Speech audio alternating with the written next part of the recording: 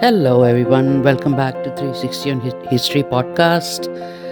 Please check out our website 360onhistory.com, our YouTube channel 360 on History for awesome science and history videos, and join us on all the social media. Today, we're deviating a little bit, and I'm going to talk about the difference between driving on the right side of the road or the left side of the road. You know how some countries in the world drive on the left, some on the right. And have you ever wondered why that is so? I always thought that the reason the Americans drove on the right side instead of the left was because they wanted to do everything different from the British, because the British were their old colonial masters. So I went and checked it out, and turns out I was wrong. So here goes. As you know, many of us have had to adjust to driving on a particular side of the road when we visit different countries. Some people take it in their stride and switch over seamlessly, while others, like me, have a much more difficult time. Now, this curious driving custom has a fascinating history that spans centuries and continents, according to my research. We need to go back to the earliest days of horse drawn carriages and of gallant knights. Back in medieval times, knights traveled on horseback, and they would pass each other on the left side of the road just so they could keep their sword arms, which was typically their right arm, closest to any potential enemies in case of an attack. And it was this tradition that was adopted by horse drawn carriages later on in Britain. The driver of the carriage sat on the left rear horse, and being on the left side of the road gave him a wider view to see oncoming traffic and made it easier for him to whip the horses as well, which obviously wasn't the right thing to do, but that's what they did back then. So, as transportation evolved, things began to change. In the late 1700s, large wagons pulled by multiple horses became a common sight in France and the United States. In the US, these were known as Conestoga wagons, which had arched cloth roofs. They are a constant and iconic part of any Western movie you may have seen because these wagons were used by the early pioneers moving to the Western frontier. Do you remember them? They had to be big because they carried everything the travelers owned, plus food and rations. And even before they were used by the pioneers, they were used to trade goods with Native Americans. So they needed to be big again because they carry a whole bunch of stuff. So the drivers of these wagons sat on the left rear horse again, but they preferred to pass on the right side as it gave them a better view of the road ahead. Or they sat on a board called a lazy board on the side of the wagon. Often, they also walked alongside the wagon. Now, when you're sitting on a lazy board on the side of the wagon or walking alongside the wagon, we know that most people are right handed. So it was more efficient for the driver to sit on the board or to walk on the left side in order for them to be able to control the horse's reins and other ropes, which logically had to be on the left side to be closer to the driver's right hand. Does that make sense? This shift towards right side driving eventually led it to becoming the norm in the United States as traffic increased and road laws were enacted.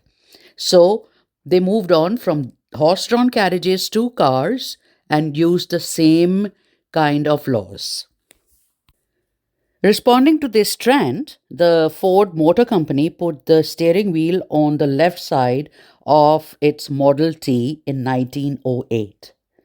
With the driver's seat on the left, it made sense for cars to drive on the right side of the road, allowing passengers to easily exit the vehicle onto the curb.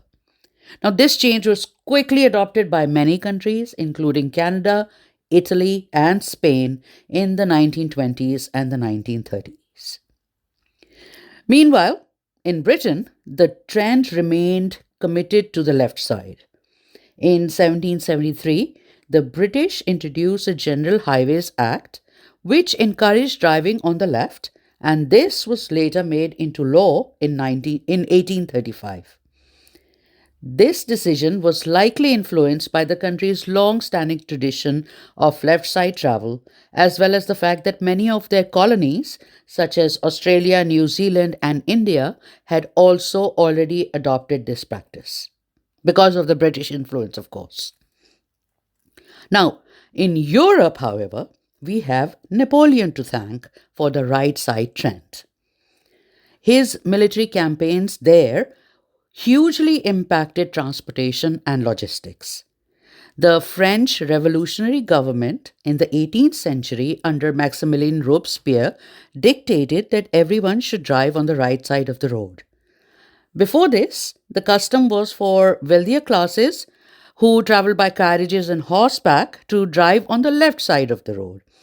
The poor people did not have these luxuries, so they walked, and these pedestrians were relegated to the right side.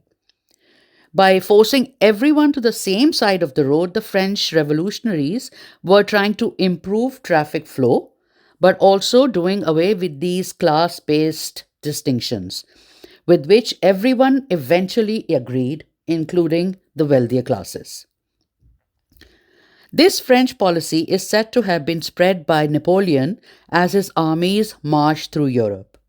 Having recognized the importance of efficient supply lines, he established a specialized corps responsible for transporting artillery and supplies.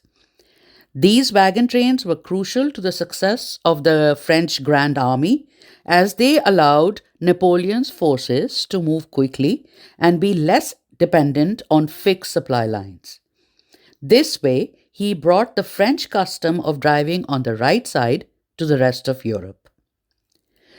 But one nation remained independent from Napoleon's influence and kept to the British custom: Sweden. However, in 1967, Sweden finally switched from the left side to the right side driving, and this move cost its government 120 million US dollars. The use of wagon trains in the US and the influence of Napoleon's military campaigns in Europe played a significant role in the development of driving customs on both sides of the Atlantic. But in the UK, everyone knew which one was the correct side and stuck to the left. So, the next time you find yourself driving in the UK, remember that you're not just following the rules of the road, you are also participating in a centuries old tradition that has shaped the driving habits of nations around the world. All the sources for this article are on the website 360onhistory.com. And thank you for joining me. I'll see you again next time.